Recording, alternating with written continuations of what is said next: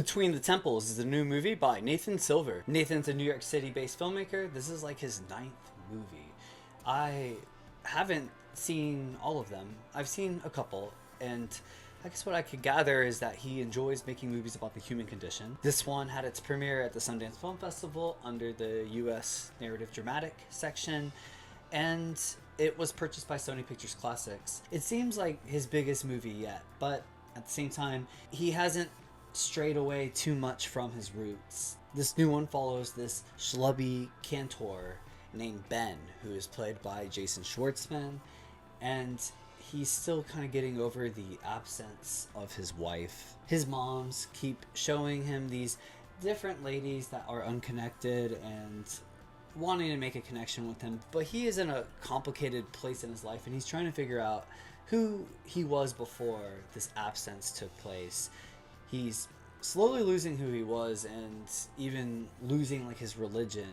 But then he comes across Carla, played by Kane, who used to be his music teacher as a kid, but wants a bar mitzvah even if she's in her 70s, and wants Ben to be her teacher. As they both learn to find themselves after being in a long period of loneliness. And yeah, overall this is a pretty good movie. We have Sean Price Williams, a normal collaborator of Nathan's, coming through once more. He is the best cinematographer in America. He makes this movie pop off the page. His iconic quick zooms and close-ups, the whole grainy, out of time look of this movie. It feels very early 2000s, but it's also set in our modern day. It has such a New York sensibility. It takes place in Kingston, New York, but just everything about this movie, I couldn't see it take place anywhere else. There's also this jolt to the movie, this kinetic editing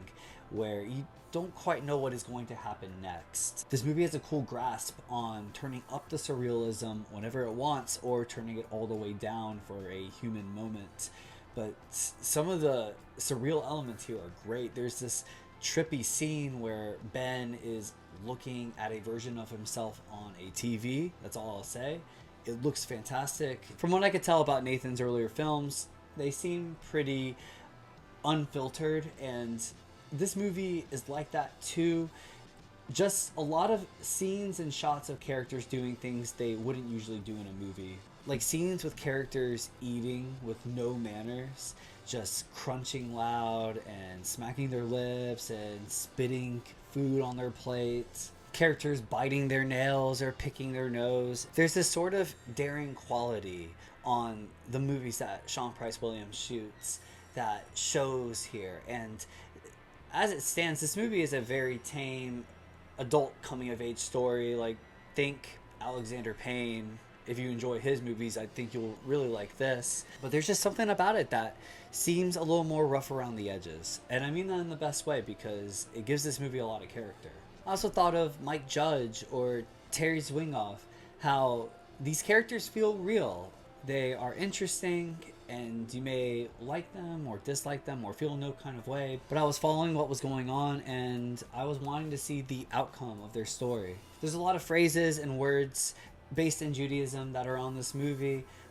I didn't understand all of them, but I like when movies immerse its audience into the lives of these people, and there is no need for spoon feeding. We can kind of figure out one thing after another. In terms of performances, yeah, we have Jason Schwartzman as the lead. I like Jason Schwartzman. Who doesn't? I don't really know if I care for him as like the main character in movies. With Wes Anderson, he could pull it off. Obviously, Rushmore is awesome. Asteroid City, he's awesome on there. This movie, I mean, he was a good choice. And I mean, yeah, like another actor could have done it too, but Jason Schwartzman was a great pick. And Carol Kane is good. I enjoy her character quite a bit on this movie. I do want to shout out Madeline Weinstein as Gabby. She needs to be on more movies. She is great. Really enjoyed her on here. Overall, solid little indie dramedy that we have playing in theaters this weekend. I would give this movie a 6.8. Between the Temples is released by Sony Pictures Classics, and it is playing in select theaters now. Thank you for watching.